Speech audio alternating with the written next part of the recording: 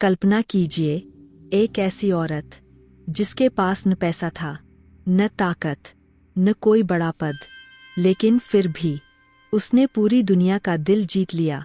एक ऐसी महिला जो गंदगी में पड़े बीमार शरीर को भगवान मानकर छूती थी, जो मरते हुए इंसान के कान में प्यार के शब्द फुसफुसाती थी। आज की दुनिया जहाँ लोग अमीरों के पीछे भागते हैं, वहाँ उसने गरीबों को गले लगाया। आज हम बात करने जा रहे हैं मदर टेरेसा की, एक साधारण लड़की जो करुणा की सबसे बड़ी मिसाल बन गई।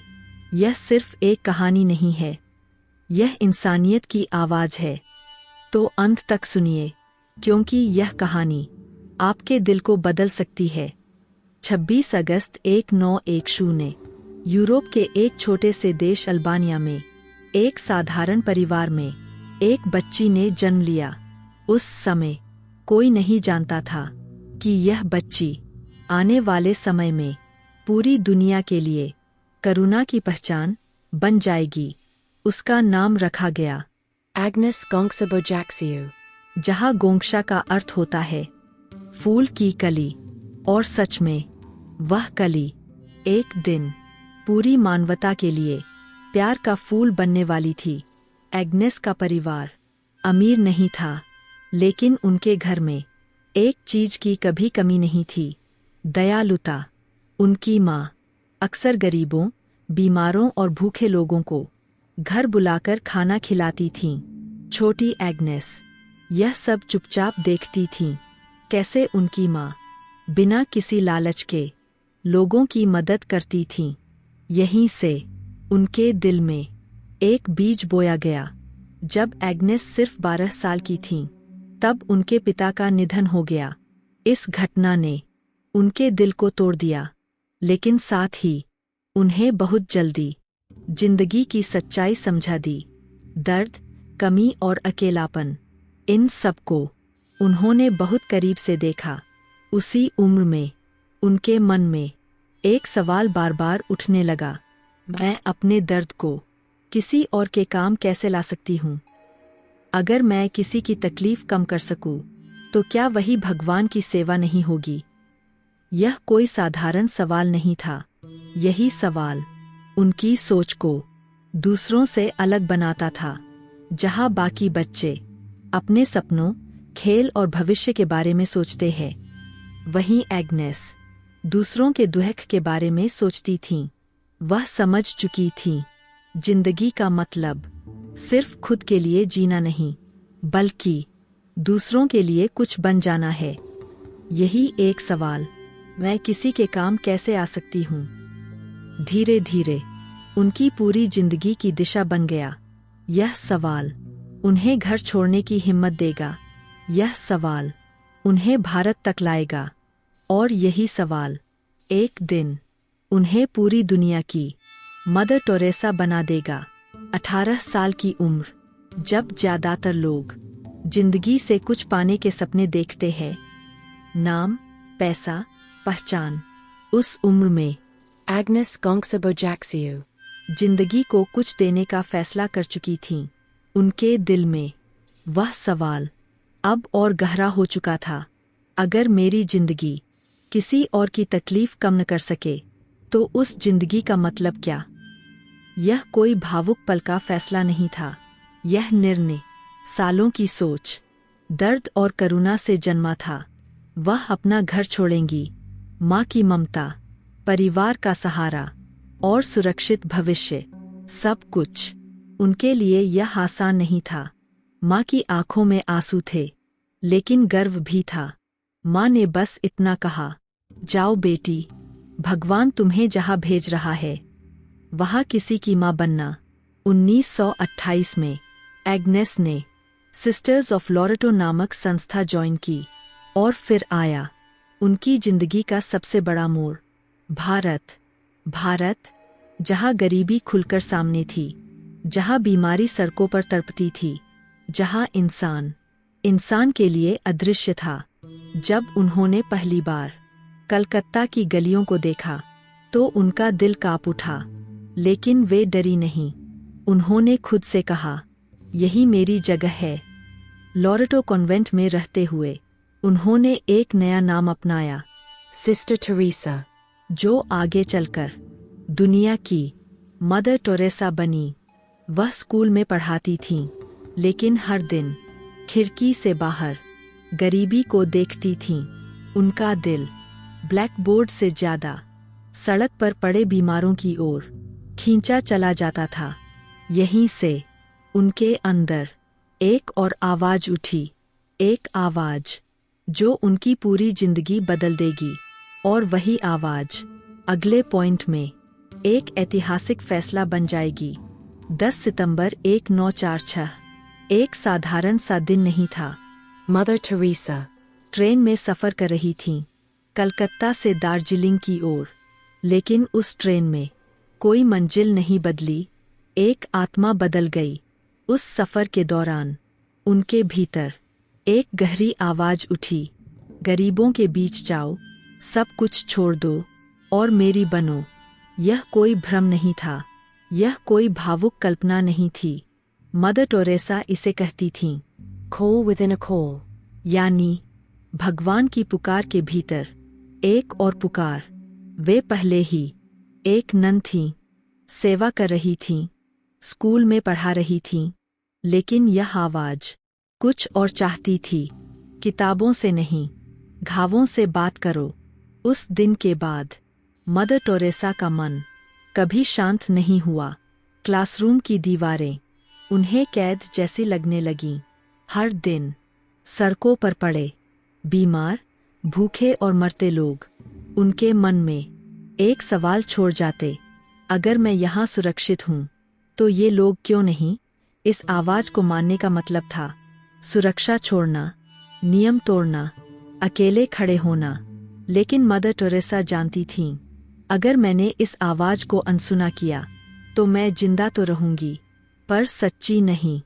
2 साल तक उन्होंने अनुमति का इंतजार किया, प्रार्थना की, आंसू बहाए और अंत में 1948 में उन्हें मंजूरी मिली।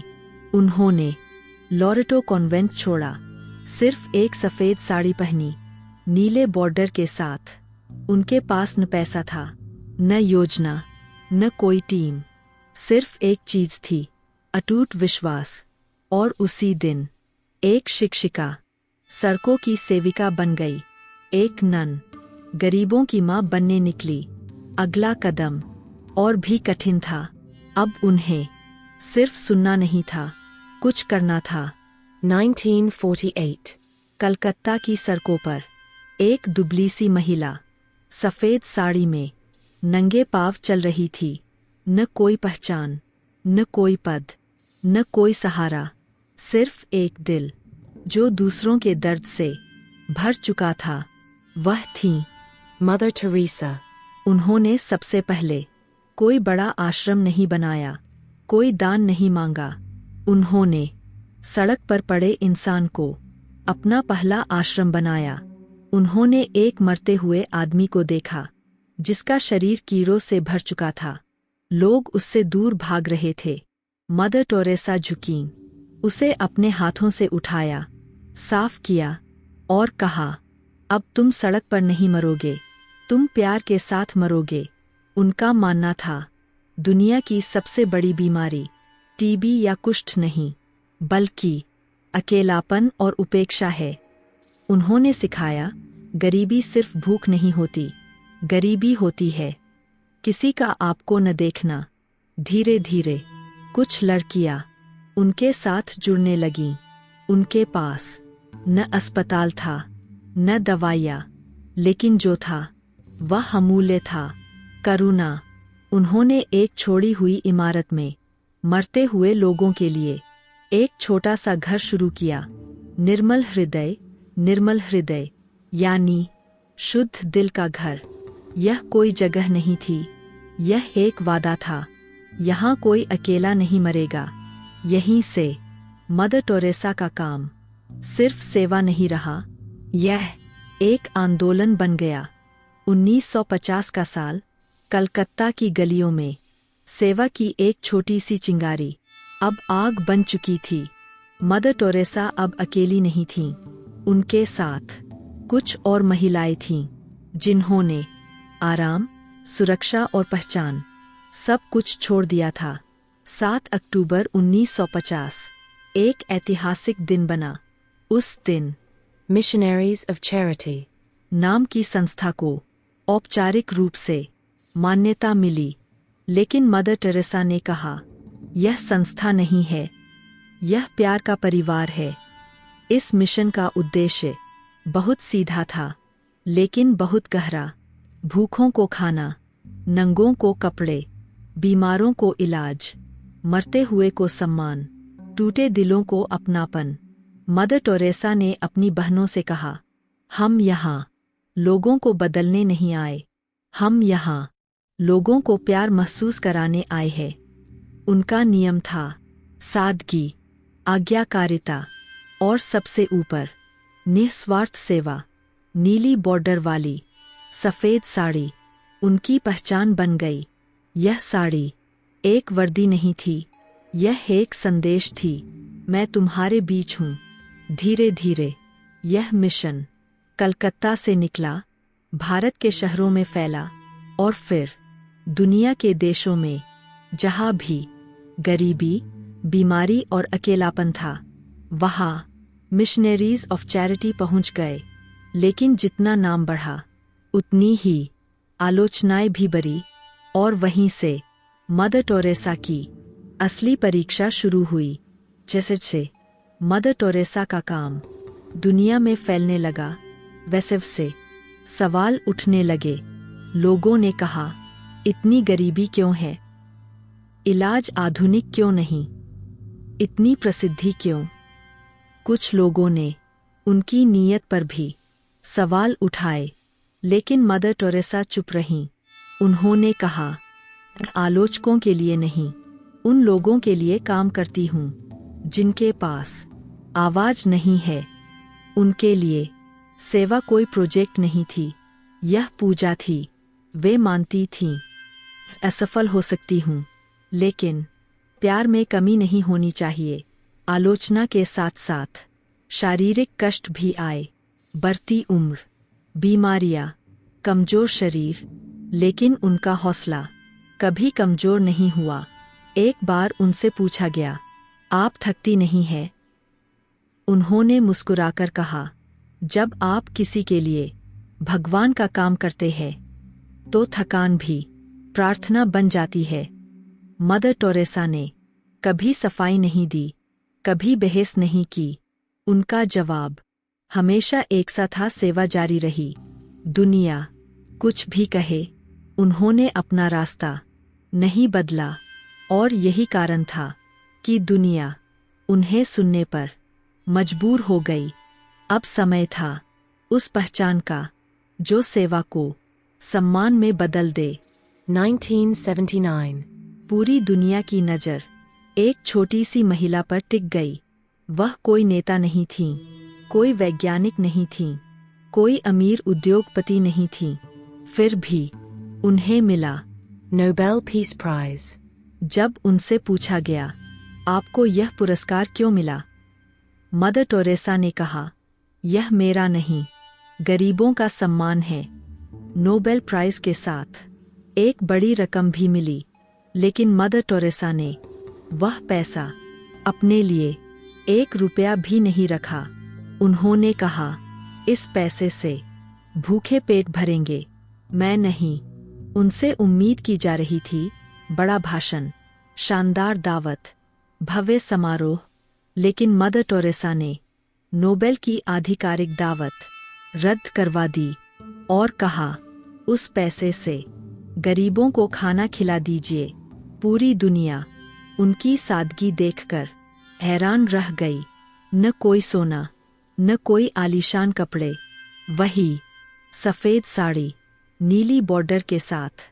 उनकी जिंदगी का सिद्धांत बहुत सीधा था, अगर आपके पास ज़्यादा है तो वह आपका नहीं, किसी ज़रूरतमंद का है। नोबेल प्राइज़ ने उन्हें ऊंचा नहीं बनाया, बल्कि दुनिया को नीचे झुककर देखना सिखाया। लेकिन कहानी यहाँ खत्म नहीं होती। 5 सितंबर 1997। कलकत्ता शांत था। एक खबर धीरे धीरे पूरी दुनिया में फैल गई। मदर टेरेसा अब हमारे बीच नहीं रहीं। लेकिन सच यह था, वह सिर्फ शरीर से गई थीं। उनकी आत्मा लाखों जिंदगियों में जिंदा रह गई। उनके आखिरी दिनों में शरीर बहुत कमजोर था, लेकिन आँखों में वही पुरानी रोशनी थी। वह अब भी गरीबों की चिंता करती थीं। वे कहती थीं, मेरे बाद भी सेवा रुकनी नहीं चाहिए। उनकी मृत्यु के बाद दुनिया ने देखा, Missionaries of Charity. रुका नहीं बल्कि और फैल गया। आज 130 से ज़्यादा देशों में हजारों सिस्टर उनकी सोच को जिंदा रखे हुए है। मदर टेरेसा ने कोई महल नहीं छोड़ा, कोई बैंक बैलेंस नहीं छोड़ा। उन्होंने छोड़ा करुणा, सेवा और यह विश्वास कि एक इंसान भी दुनिया बदल सकता है। उनका सबसे बड़ा संदेश आज भी है, आप दुनिया को एक साथ नहीं बदल सकते, लेकिन अपने सामने वाले इंसान की दुनिया बदल सकते हैं। मदर टेरेसा हमें कोई जादुई मंत्र नहीं सिखाती, वे हमें कोई बड़ा भाषण नहीं देती। वे बस एक सवाल हमारे सामने रख देती है, जब आपके सामने कोई टूटता हुआ इंसान हो तो आप क्या करेंगे? उन्होंने यह कभी नहीं कहा, मेरे जैसा बनो। उन्होंने बस इतना कहा, इंसान बनो। आज की दुनिया में जहाँ लोग स्टेटस, फॉलोअर्स और पैसों से अपनी कीमत तय करते हैं, वहाँ मदर टेरेसा ने सिखाया, आपकी असली कीमत उस इंसान से तय होती है जिसे आपकी सबसे ज़्यादा ज़रूरत थी।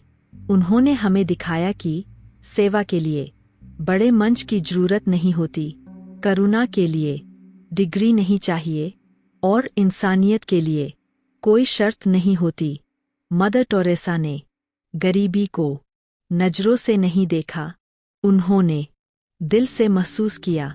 उन्होंने मरते हुए इंसान के हाथ पकड़कर कहा, तुम अकेले नहीं हो। और शायद यही वाक़ई इस दुनिया की सबसे बड़ी दवा है।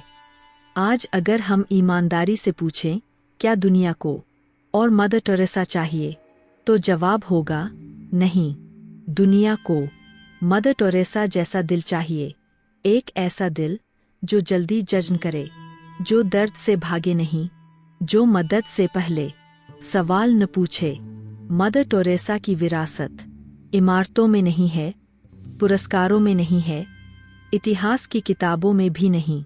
उनकी असली विरासत है वह पल जब आप किसी की मदद करते हैं और कोई देख नहीं रहा होता। अगर आज आप किसी उदास चेहरे को मुस्कान दे सकते हैं, किसी भूखे को खाना, किसी अकेले को समय, तो यकीन मानिए आप भी उसी रास्ते पर है जिस पर मदर टेरेसा चली थीं। क्योंकि दुनिया बदलने के लिए 1000 लोग नहीं चाहिए, सिर्फ एक इंसान चाहिए जो आज से शुरू करे। मदर टेरेसा चली गईं, लेकिन अगर इंसानियत जिंदा है तो मदर टेरेसा आज भी जिंदा है।